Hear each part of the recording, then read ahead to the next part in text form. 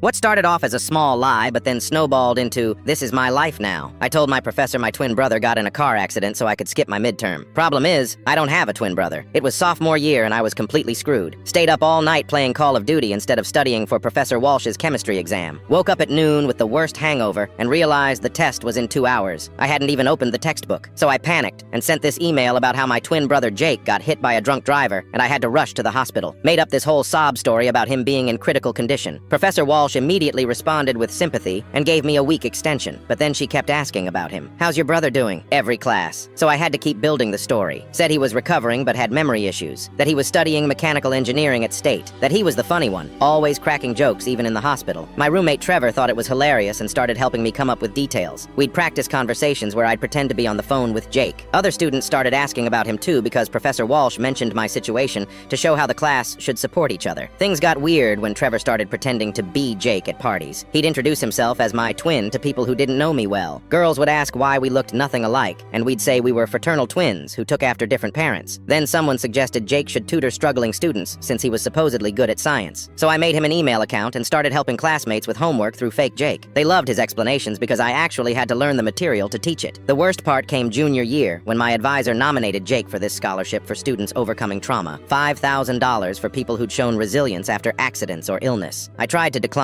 but she'd already submitted his name. So there I was, writing scholarship essays as my fake twin brother about recovering from brain trauma and finding purpose through helping others study. I described how the accident made him appreciate education and want to give back. Complete lies, but somehow the most honest thing I'd ever written. Jake won the scholarship. I seriously considered confessing everything, but then I realized something crazy. I'd actually learned more chemistry in 6 months of tutoring as Jake than in 2 years as myself. I was genuinely helping people, and they were getting better grades. So I used Jake's scholarship money to add engineering as a second major. Started actually volunteering at the hospital where Jake supposedly recovered. Even joined the peer tutoring program officially under my real name. By senior year, I was living the life I'd invented for my fake brother. Better grades, helping other students, actually passionate about science instead of just coasting through. Professor Walsh asked about Jake at graduation. I told her he'd transferred schools to get a fresh start. She said she hoped he'd continue helping people because he seemed like such a caring person. That's when it hit me. Jake was a better person than I was, and he wasn't even real, so I decided to just become him instead.